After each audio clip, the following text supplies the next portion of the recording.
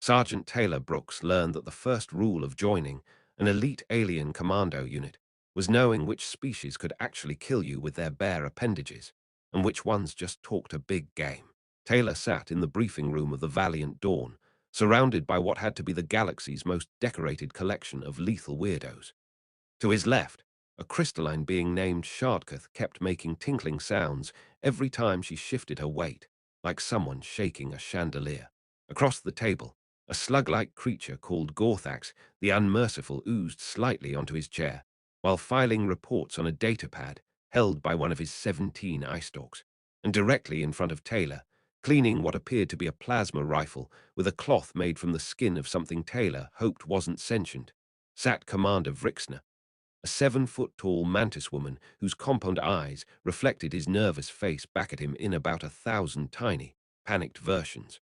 The human looks frightened, Shardkuth chimed, her voice like wind through a glass sculpture. Perhaps he needs a moment to compose himself before we begin the mission briefing. Taylor straightened in his chair. I'm not frightened, just adjusting to the temperature in here. The temperature is precisely 72 degrees. Gorthax gurgled through his speaking orifice, which Taylor had learned was located distressingly close to his eating orifice. You mammals are always making excuses. You literally left a mucus trail from the door to your seat. That's different. That's professional-grade mucus. Commander Vrixner clicked her mandibles together in what Taylor had learned meant she was either amused or about to decapitate someone. Enough. We have a priority extraction mission on the mining colony at Cassiel Prime. The target is a defecting scientist from the Krell Collective who claims to have information about their weapons development program. Taylor raised his hand. This isn't school, Sergeant Brooks. You can just speak. Right, sorry. Taylor lowered his hand. So we're extracting one scientist. Seems pretty straightforward for a team of our caliber. The entire room went silent. Even Gorthax stopped oozing. Did the human just say straightforward? A voice rasped from the corner. Taylor turned to see Arkath, a reptilian sniper whose species had evolved on a planet with 4 suns and no concept of humor. Straightforward is what happens to your corpse after a mission goes wrong. I just meant. The Cassiel mining facility is surrounded by 3 Krell battle cruisers, Vrixner interrupted, her antennae twitching. The scientist is locked in a maximum security lab 2 miles underground. The facility has automated defense systems that were designed by the same Krell who built their planetary siege weapons. And the entire operation needs to be completed in 4 hours before the scientist's neural implant broadcasts his location to every Krell ship in the sector. Taylor processed this information. Okay, so moderately straightforward. Gorthax made a sound like a garbage disposal choking on gravel. I like him. He's delusional in an entertaining way. We insert via orbital drop, Vrixner continued, pulling up a holographic display of the mining facility. Shardkuth will handle electronic countermeasures and shield disruption.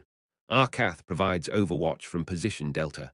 Gorthax infiltrates through the waste processing system. Of course I do, Gorthax muttered. And Sergeant Brooks, you'll accompany me as we breach the primary facility and locate the target. Taylor felt a small surge of pride, teaming up with the commander herself. Maybe he was making progress after all. You'll be carrying the heavy equipment, Vrixner added. Ah, there it is. The mission prep took 3 hours, during which Taylor learned that heavy equipment was a relative term. What the Vrexian commander considered moderately heavy, Taylor's spine considered a personal insult. The breach charges alone weighed 60 pounds each, and Vrixner had casually handed him 4 of them along with a plasma cutter, a portable shield generator, and something called a resonance disruptor that looked like a speaker system had a baby with a grenade. How much can you actually lift? Shardkuth asked as Taylor struggled into his drop harness. On Earth, about 200 pounds if I'm showing off at the gym. And right now you're carrying, Taylor checked his suit's readout, 340 pounds. Fascinating, you haven't collapsed yet. Give it time, Taylor grunted. The drop sequence was exactly as terrifying as Taylor expected. The Valiant Dawn screamed through Cassiel Prime's atmosphere, while Krell defense platforms threw enough firepower at them to vaporize a small moon. Taylor's pod shook so violently he was pretty sure his internal organs were spelling out their last wills and testaments. 30 seconds to drop, the ship's AI announced in a cheerful voice that suggested it didn't understand the concept of death. Taylor watched through his pod's viewport as Gorthax's pod launched first, spiraling down toward the facility's waste system like a very determined, very slimy torpedo. Gods below, I hate waste runs, Gorthax's voice crackled through the comm. Then volunteer for something else next time, Arkath hissed. I did. I volunteered to retire. You all ignored me. Taylor's pod launched with enough force to make him question every life choice that had led to this moment. The descent lasted approximately 30 seconds and felt like roughly 400 years. His pod crashed through the facility's outer perimeter shield, thanks to Shardkuth's disruption, and slammed into the designated landing zone with what the readout cheerfully described as acceptable force. Taylor kicked open the pod door and immediately rolled behind cover as plasma bolts turned the air above him into an angry light show. Target confirmed, Vrixner's voice came through his helmet. 8 Krell security units, light armor, standard weapons. Taylor peeked around the corner of his cover and saw the commander already moving, her 4 arms wielding pistols like she was conducting a deadly orchestra. The Krell were large, armored, and apparently very surprised to have a mantis woman treating their defensive position like a personal joke. Moving up, Taylor called, hauling himself and his ridiculous amount of equipment toward the facility entrance. Negative, Vrixner clicked. Stay in cover and prepare the breach charges. Taylor started unpacking the charges while Vrixner did her best impression of a one-woman apocalypse. The Krell security forces were well-trained and heavily armed, but they'd clearly never encountered someone who could aim 4 guns independently while also using her leg spikes to climb walls. Does she always fight like that? Taylor asked into the comm. Like what? Arkath responded from wherever his Overwatch position was. Like physics is a suggestion. That's just Wednesday for her. Taylor finished setting the charges as Vrixner dispatched the last Krell guard with a move that involved 2 guns, 1 leg spike, and what looked like a backflip but might have been her natural stride. Charges ready, Taylor reported. Good. Stack up. They breached through 3 security doors, each one requiring more of Taylor's carefully prepared explosives. The facility's interior was all industrial metal and harsh lighting, with enough narrow corridors and locked hatches to make Taylor's back scream protest every time he had to squeeze through with his equipment load. Contact front, Vrixner announced, already firing. Taylor brought up his rifle and engaged 2 Krell soldiers who'd been guarding what looked like a command center. The fight was brief and loud, ending when Vrixner simply ran along the wall and dropped onto one of the guards from above while Taylor kept the other one busy. You're adequate at not dying, Vrixner observed as she reloaded all 4 of her weapons. I'm putting that on my performance review. They descended deeper into the facility, following the map Shardkuth had pulled from the security network. Taylor could hear her voice through the comm, casually dismantling the facility's defensive AI like she was helping it with its homework rather than committing aggressive cyber warfare. 4th sublevel is clear, she chimed. Though I should mention the Krell are rerouting heavy reinforcements to your position. How heavy? Taylor asked. Battle mechs, 3 of them. Taylor looked at Vrixner. That seems excessive. The Krell don't believe in proportional responses. The commander checked her ammunition. We need to move faster. How much of your equipment do you have left?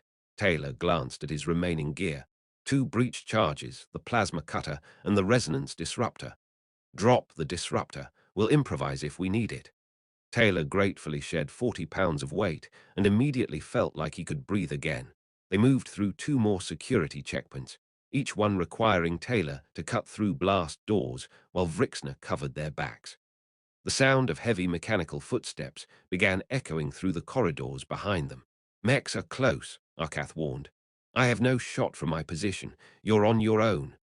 Story of my life, Taylor muttered. They reached the maximum security lab just as the first battle mech rounded the corner behind them. The machine was 12 feet tall, heavily armored, and equipped with enough weapons to qualify as a small army. Breach the door, Vrixner ordered, already firing at the mech to draw its attention. Taylor slapped his second-to-last breach charge on the lab's entrance and triggered the detonator. The door exploded inward with satisfying force, revealing a surprisingly comfortable-looking laboratory where a small, furry alien sat calmly at a desk, sipping something from a cup. Dr. Pelmix, Taylor called. That's me. You're here for the extraction, I assume. Unless you're expecting other heavily armed visitors today. Just the Krell death squad that's been trying to kill me all week. The doctor stood, gathering a small bag. Shall we go? The mech fired a burst of plasma rounds that melted a hole in the wall 3 feet from Taylor's head. Yeah, we should probably move, Taylor agreed. They ran. It wasn't a tactical withdrawal or a strategic repositioning. It was just three beings running very quickly, while a giant robot tried to turn them into component atoms. Vrixner laid down covering fire. Taylor hauled the doctor along, and somewhere behind them, the mech was systematically destroying the facility in its attempt to complete its mission. Stairs ahead, Vrixner called, up 3 levels to the extraction point. I hate stairs, Taylor gasped. Everyone hates stairs, Dr. Pelmick squeaked. They're architecturally inefficient and murder on the knees. They hit the stairwell at a dead run. Behind them, the mech simply smashed through the wall rather than using the door like a civilized death machine. Gorthax, status, Vrixner demanded into the comm. I've secured the waste processing junction, and I'm never doing this again. I don't care if you court-martial me. I'm covered in things that shouldn't exist. Can you create a distraction? Watch this. 30 seconds later, an explosion rocked the entire facility. Alarms began screaming and automated fire suppression systems activated. What did you blow up? Taylor asked. The main waste converter. This entire level is about to flood with processed sewage. That's disgusting. That's tactical genius. The mechs are sealed units, but their sensors can't compensate for this level of interference. Sure enough, the mech pursuing them began moving erratically as its targeting systems struggled with the environmental chaos. Taylor risked a glance back and saw the machine slip in something that had probably been food at some point in its life cycle. They burst out onto the extraction level just as Shardkuth's voice chimed through the comm. The Valiant Dawn is in position. Extraction window is 90 seconds. We'll make it, Vrixner said, and Taylor noticed she wasn't even breathing hard despite having just sprinted up 12 flights of stairs while carrying 40 pounds of weapons.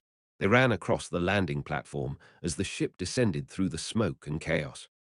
Arkath was already aboard, his rifle still tracking targets below.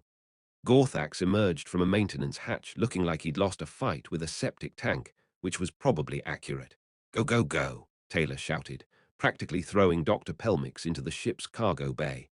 He turned to follow and felt something slam into his back like a freight train. His armor's shields flared and died, and he hit the deck hard enough to see stars.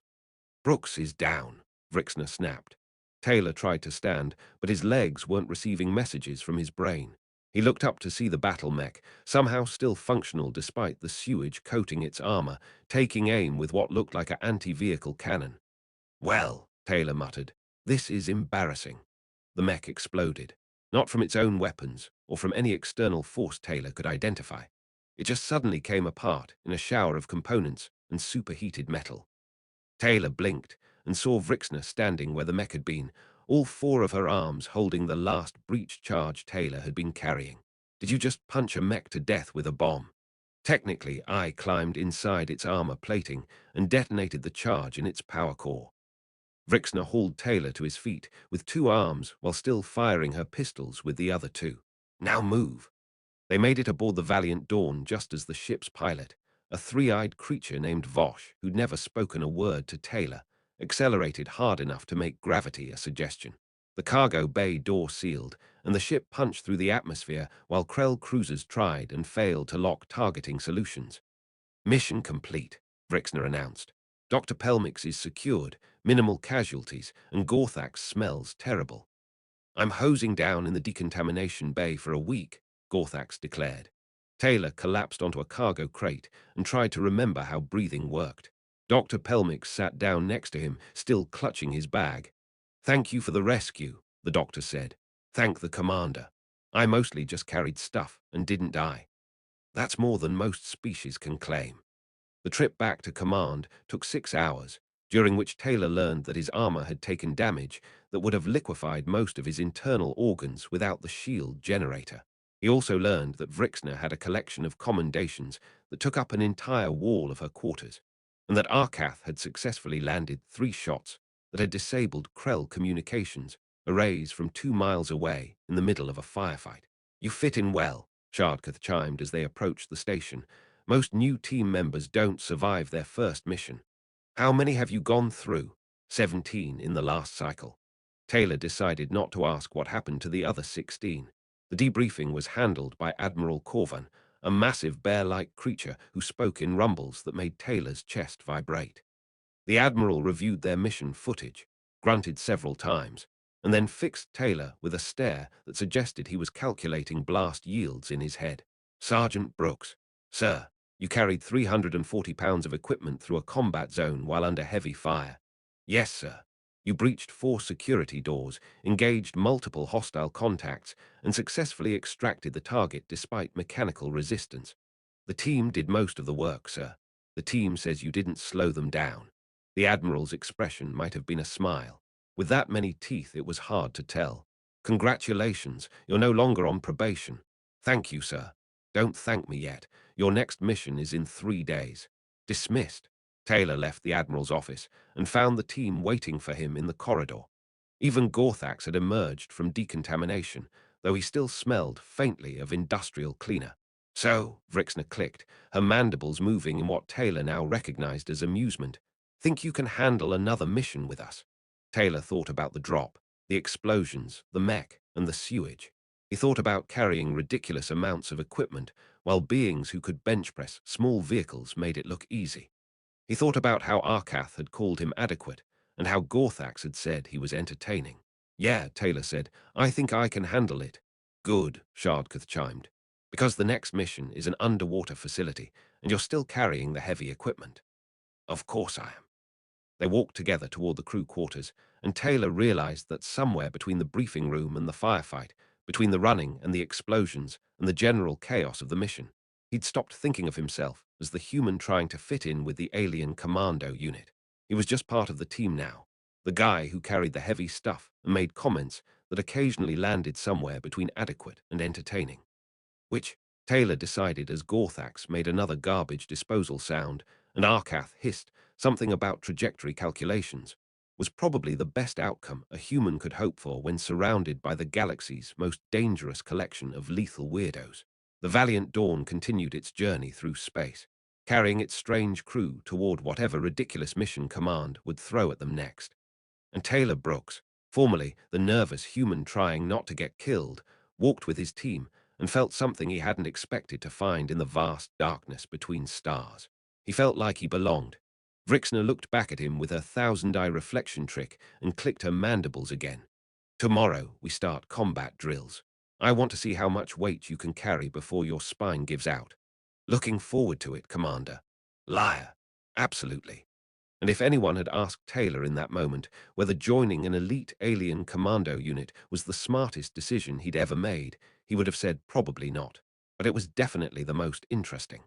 And in a galaxy full of species that could kill you in creative ways, sometimes interesting was exactly what you needed.